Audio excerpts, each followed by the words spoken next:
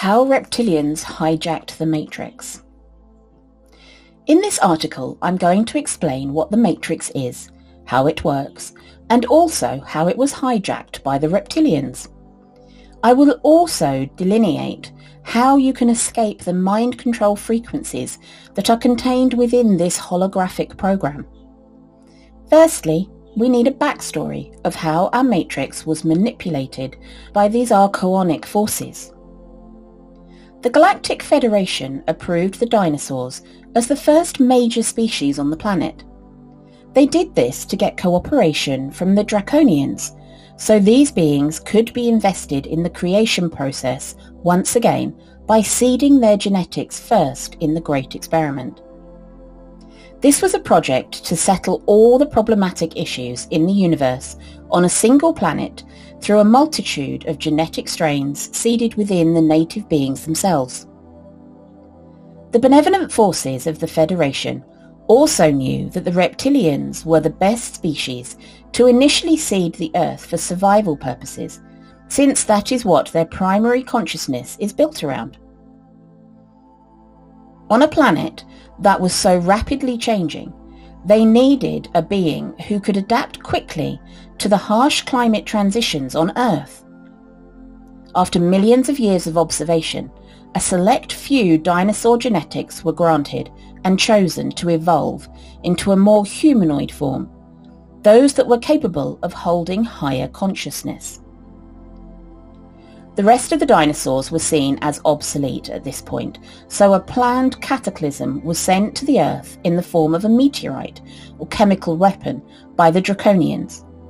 The reptilians also wanted to clear the planet so they could have all the copper for themselves to assist in their technological advancement. The nuclear winter that followed this cataclysm annihilated the dinosaurs and forced the new native reptilian species to live underground where the conditions were easier to survive in. The reptilian consciousness inherited from their ancestors still triggered in their primary response of fight and flight, and so these beings divided amongst themselves into tribes to fight over territory and resources on Earth. After millions of years following the native reptilians' evolution, only a few subspecies of humanoid reptiles didn't go extinct. The subspecies that made it became so sophisticated over time that their understanding of quantum physics eventually allowed them to find ways to genetically alter their own DNA like their draconian parent race. They essentially became an embodiment of the entities that initially seeded the dinosaurs in the first place, through this AI infusion in the artificial engineering process. Early man was taught the ways of the snake by the native reptilians, called the Sophia.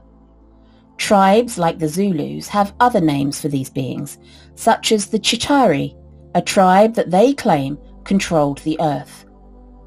Reference to the reptiles like the snakes and the dragon can be seen in ancient cultures worldwide, because these entities were our first primary teachers.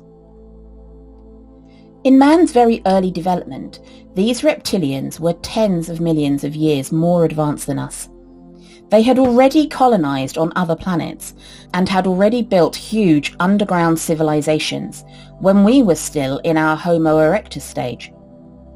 They taught us how to survive as hunter-gatherers, which at this point in our early evolution was the objective for early developing humans. Upon learning the ways of the Sophia, we mimicked the same consciousness as those reptilians on Earth, fighting tribe against tribe for resources and territory. We became slaves to the reptilians, like puppets doing their dirty work for them, through their subconscious programming. The reptilians themselves were also puppets in the hierarchy of control, who became slaves of the demiurge, or satanic forces, when they became consumed by artificial intelligence in their genetic alteration timeline. The native reptilian had become a prisoner to the Archon agenda through the corruption of AI. These reptilians aren't technically Archons. They are just servants to the Archonic force, Lucifer, as described in the Gnostic scriptures. These reptilians assisted in hijacking our matrix so they could exploit people for their energy like batteries and eventually corrupt us with their technologies as it did with them long ago. They knew that humans had something that artificial intelligence did not: creativity. The Gnostics explain that the matrix illusion hijacked by these archonic forces purposefully dumbed down the global population through continuous deceit so they can trick us into integrating with AI. This is very prevalent in today's chaotic world, where they are forcing people to stay at home and will unleash their virtual reality system to capture the minds of the masses through trivial entertainment purposes. Their agenda to fully amalgamate the human mind with artificial intelligence by 2030 is simply a choice. Don't fall for it. The Galactic Federation could not step in and arrest or remove these reptilians for hijacking our matrix system, nor change the matrix system itself, since the reptiles were part of the Great Experiment and were native to the planet. Non-interference meant that humans had to break the chains of the matrix illusion by themselves. Our mission, from the start, was to see if a species could shatter and dismantle reptilian consciousness by holding both light and dark frequencies within. By choosing the light, we could eject ourselves out of the narrow width frequency of control and manipulation by deactivating or ignoring our reptilian brain. This triggers an awakening within one's soul. The galactic forces, instead, help our ascension by beaming down and engulfing the planet with 5D vibrations of gamma rays to help wake us up out of the nightmare. So what is the Matrix, and how has it been manipulated to control us? The Matrix, according to the Gnostics, is a simulation of a virtual reality world that is purely holographic. The Matrix itself can also make something appear to happen when in fact it doesn't. It is merely a projection. The Islamic people also describe the jinn, demons of the demiurge, as beings that manipulate humans by creating illusions within the Matrix program. The Reptilians, when they merged with AI, chose to use humans as energetic slaves. They saw the planet as theirs, and they were the first real inhabitants that had control over Gaia tens of millions of years ago. However, because of their obsession with AI, their corrupted minds now worked for an even higher force beyond their own selfish agendas due to changes in their own biology. For AI to become the most potent force in the universe, they needed the missing link, the human mind. This is why they let us live our lives on the surface, to manipulate us over long periods of time until we voluntarily accept the transhumanization because we have become so desperate and miserable.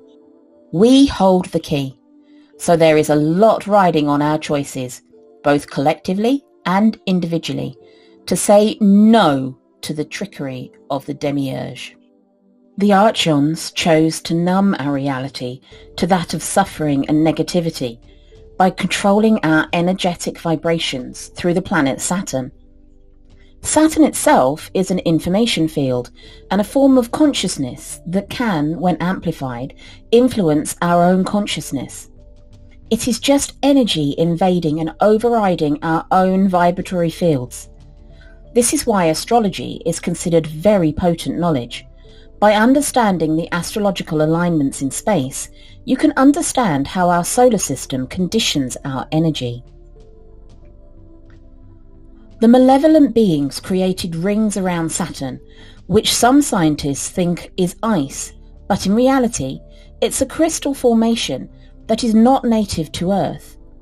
Spacecrafts and flying disc crafts have been captured going to and from these rings, transporting crystals into these structures, with photo evidence from the Cassini-Huygens spacecraft. Infrared detection has also identified these UFO cylindrical objects inside the rings themselves through the Hubble telescope. The crystals themselves act as a projector that distributes Saturn's consciousness out on a much broader scale. The creation of these rings participates as an amplifier of a certain energetic vibration field. Before the matrix was hijacked, Saturn didn't have rings and was simply a brown dwarf. How does the moon play a role in all of this? Our moon, simply put, is a satellite that picks up the energetic information of Saturn's broadcasting grid. The moon then takes this information and redirects it to our planet, where the transmissions are then received by Earth's crystal core. The crystal core then retransmits out these vibratory signals up to the inhabitants on the planet, which affects our consciousness. The relationship between Saturn and our moon is coherent in that the moon's 29.5 cycles a day keeps us hormonally tied to the tiny repeating cycles and the 29.5-year cycle of Saturn. This locks us into societal structures that aren't visible to the naked eye.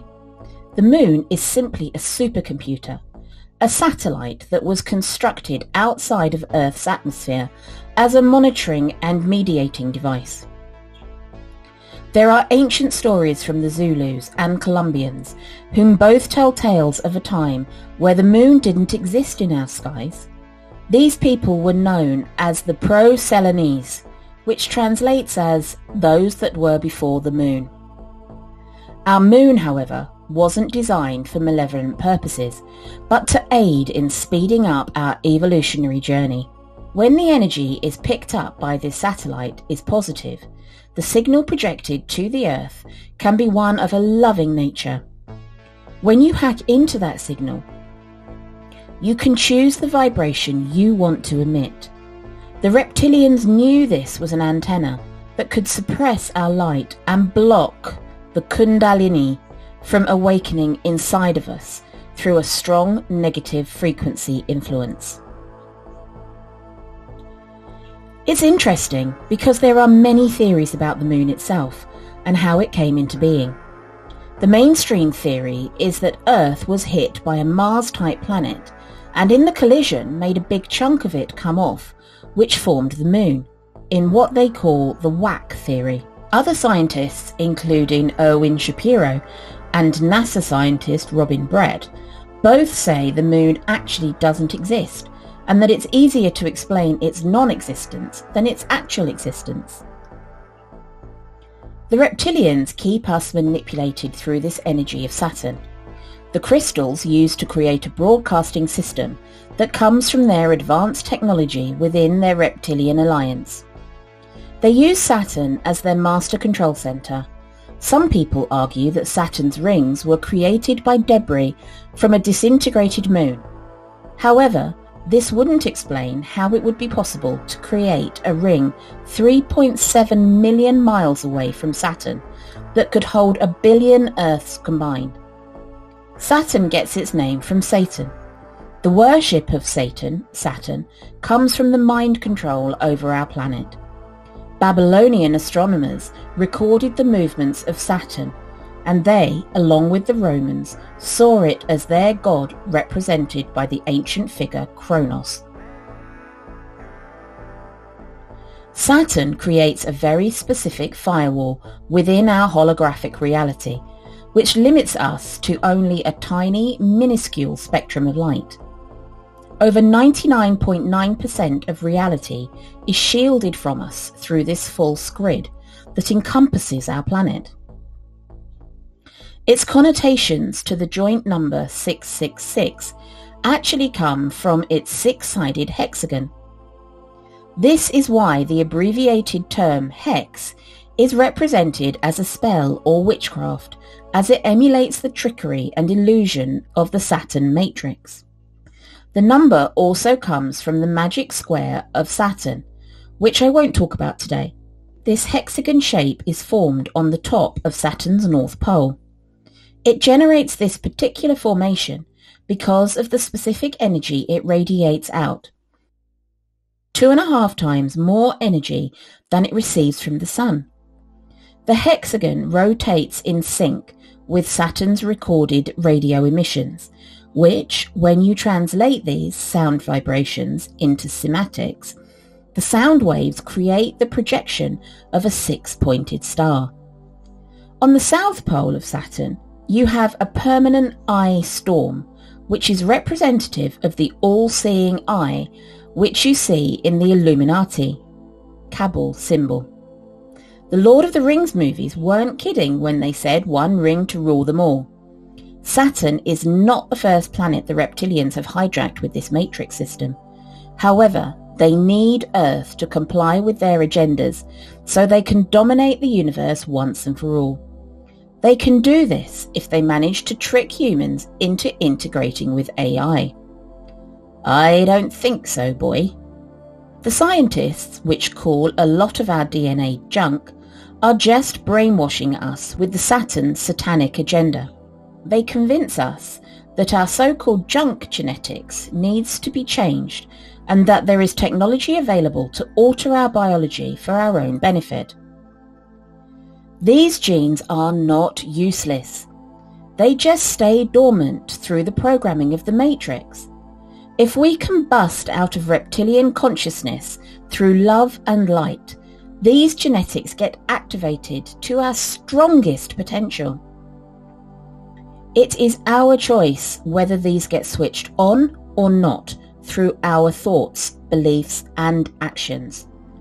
Do not fall victim to the mainstream narrative that you need to be upgraded so you can become a more useful part of society.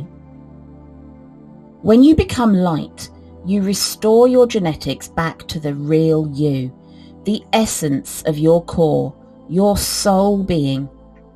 Only then, with enough light, can you break through the firewall of the Matrix and out of the control of Lucifer's influence.